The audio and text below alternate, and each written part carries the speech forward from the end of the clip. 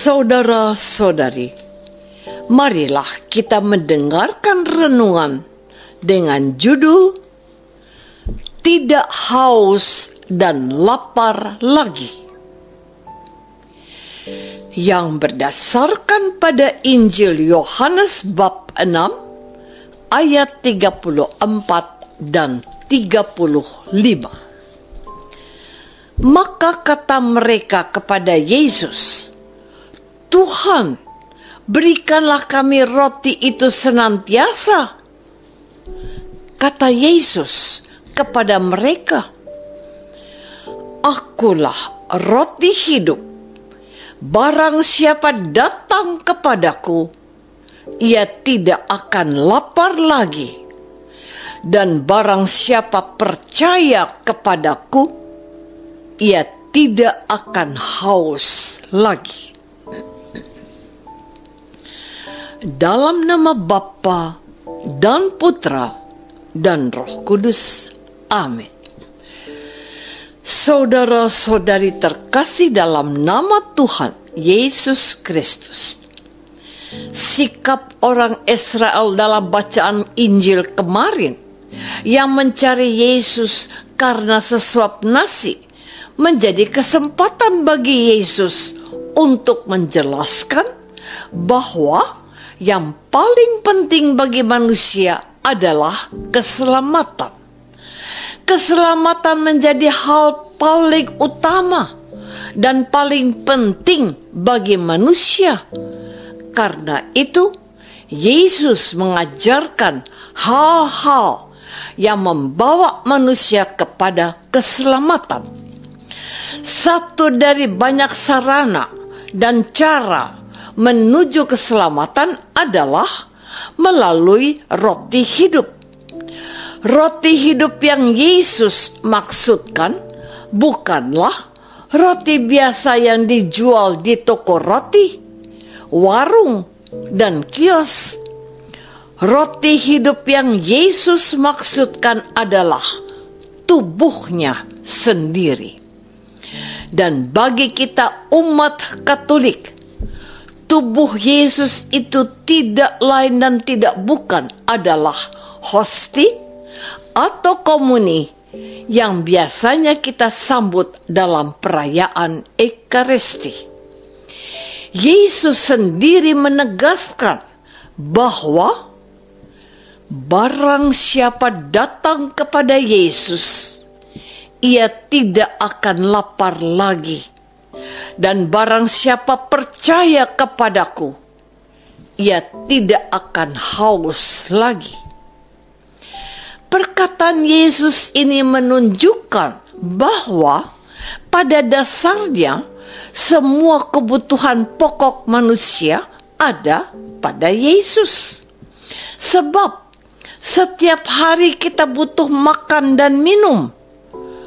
Namun pada waktu kita datang kepada Tuhan Yesus, maka kita tidak akan haus dan lapar lagi. Saudara-saudari terkasih, ketika Yesus berbicara tentang roti hidup, pada saat bersamaan orang Israel tetap membanggakan diri mereka sebagai bangsa pilihan. Memang nenek moyang mereka pernah diberi makan mana di padang gurun.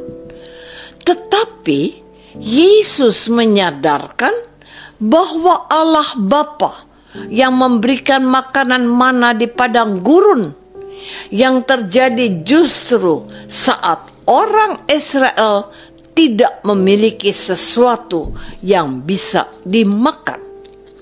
Di sini Yesus mengingatkan kepada orang Israel bahwa Allah Bapa di surga tidak pernah menutup mata terhadap kebutuhan manusia. Allah mengetahui manusia membutuhkan makanan dan minuman. Jika tidak makan atau minum, maka manusia bisa sakit, bahkan sampai meninggal. dan Allah akan selalu hadir pada saat manusia membutuhkan Allah. Yang penting manusia percaya dan segera datang kepada Allah, sumber segala sesuatu. Ini berarti ada saat-saat tertentu di mana manusia tidak dapat menolong dirinya sendiri selain memohon pertolongan dan belas kasih dari Allah. Saudara-saudari terkasih, tawaran Tuhan Yesus Kristus kepada kita umatnya sangat berbeda dengan tawaran dari dunia. Tuhan Yesus menawarkan sesuatu yang paling bermutu, paling utama, dan bersifat kekal, yakni hidup bahagia yang abadi bersama Allah Bapa di surga. Inilah yang tidak bisa diberikan oleh dunia ini kepada kita, para pengikut Yesus. Sebagai manusia, kita boleh kaya, memiliki harta benda, uang berlimpah, rumah lebih dari satu, atau tanah yang banyak. Namun, semuanya itu tidak ada artinya apabila kita tidak hidup bahagia dan kehilangan keselamatan kekal yang ditawarkan Allah. Sebab tidak jarang kekayaan atau harta benda yang kita miliki dapat membuat hidup kita tidak aman dan tenang. Sebagai contoh, kalau kita pergi ke suatu tempat atau daerah dengan membawa uang dengan jumlah di bawah 500.000, tentu kita tidak terlalu takut atau khawatir jika uang itu hilang, dicuri atau dirampok. Tetapi jika kita pergi membawa uang lebih dari 500.000 atau jumlahnya sampai jutaan, pasti kita sangat takut, khawatir, dan berhati-hati menjaga uang tersebut. Sebaliknya, akan sangat berbeda apabila kita memiliki harta surga yang tidak bisa hilang, dicuri, atau dirampok. Saudara-saudari terkasih, pada dasarnya kita umat manusia bekerja hanya untuk bisa makan, minum, dan membeli apa yang menjadi kebutuhan pokok kita, termasuk menyekolahkan anak-anak kita. Yang lain adalah bonus atau tambahan. Kalau setiap hari saja kita bisa makan dan minum, maka hal itu patut kita syukuri. Sebab di negara lain, ribuan orang meninggal setiap hari karena kelaparan. Sementara di negara maju, ribuan, bahkan jutaan orang menderita sakit dan penyakit karena kelebihan makanan. Karena itu, Yesus mengajak kita datang kepada Dia, sehingga kita tidak akan haus dan lapar lagi. Ini berarti kita perlu mengerem diri kita, sebab satu dari beberapa sifat manusia adalah tidak pernah puas. Sifat tidak pernah puas bisa mendorong manusia berjuang tanpa henti, tetapi bisa juga membuat manusia rakus dan tidak peduli sesama.